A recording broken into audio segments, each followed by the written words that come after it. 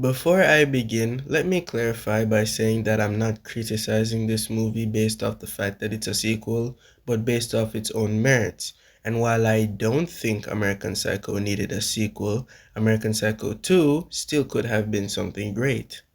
Obviously, this movie was nothing more than an opportunity to capitalize off the popularity and success of the original.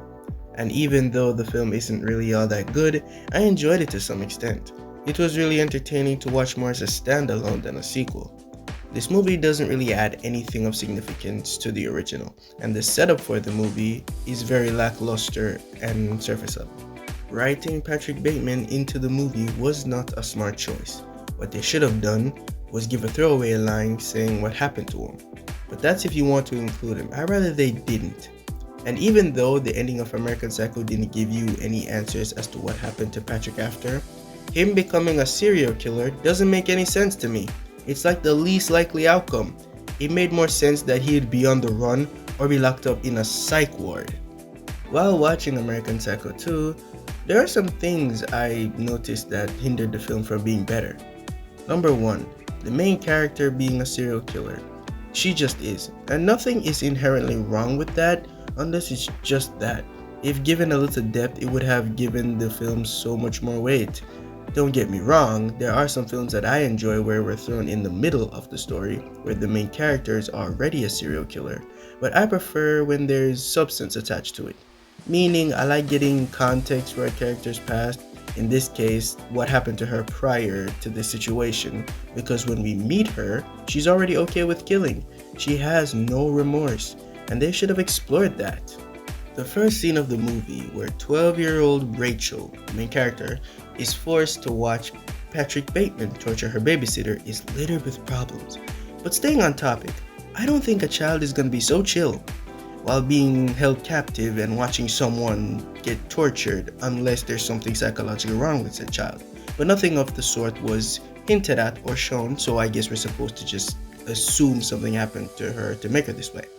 And giving the benefit of the doubt, even if by some miraculous means she was able to kill Patrick, she would most likely be traumatized or dealing with guilt from the whole ordeal. Number 2, a child getting away with murder. You mean to tell me that no one found out that she was involved in the murder of a serial killer? Are the police that incompetent? And the fact that they found the body of a murdered serial killer and just call it quits makes my blood boil.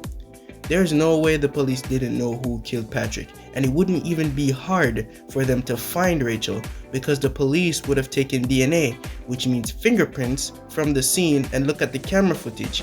They would have found her. Number 3, associating itself with American Psycho. This is probably the biggest reason why the film failed, because it's a sequel to one of the most popular and beloved movies of the past decade. Most fans of the original will judge this film based off the fact that it's a sequel and not on its own merits. While I think that it's a terrible sequel, I don't think it's that bad of a movie, viewing it as a standalone of course. And involving Patrick Bateman is the worst thing they could have possibly done because it ruins the ending of the original and diminishes Patrick as a character. Even if you wanted to make a sequel with a different main character, they could have. I've seen it happen before, so I know it's possible.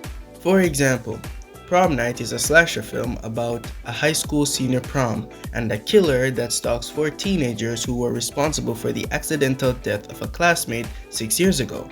And the sequel, Hello Mary Lou, Prom Night 2, is a horror film about 30 years after the accidental death at her senior prom in 1957. The tortured spirit of the prom queen Mary Lou Mullaney returns to seek revenge. Hello Mary Lou isn't related to the original, apart from taking place in the same school and franchise.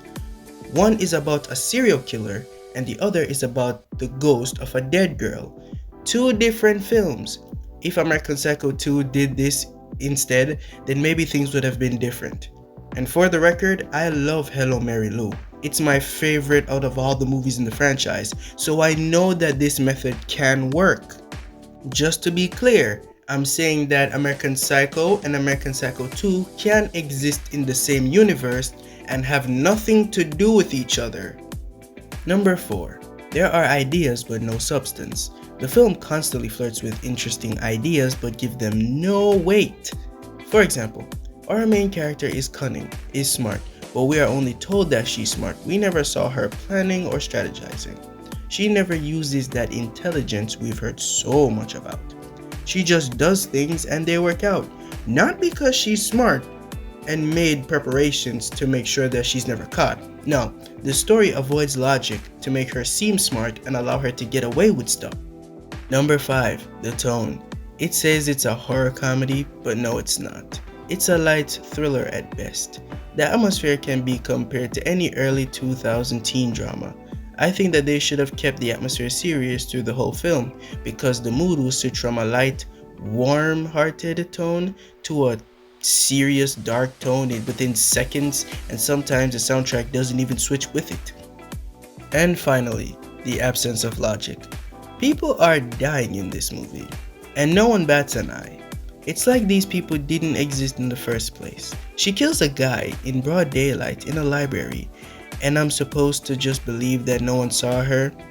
Bro, the biggest crime this movie continues to commit over and over again is the absence of logic. As much as it is entertaining, your brain must be turned off to enjoy it, because while watching it, the problems just become more and more, and if you think about it, most of the things in this movie don't even make any sense. After rewatching this movie, I can proudly say that this movie was obviously not meant to be taken seriously. I read a few reviews and I can feel the hatred and disgust that people have for this movie, and even though the tone is very inconsistent and this feels like a rough draft of the movie, it's not the worst thing ever. It's entertaining. Mila Kunis gives the movie a very whimsical performance, and she's the reason why this movie can work even with so much problems. Well, you know what? I wouldn't say it can work. I would say it's just entertaining with so many problems.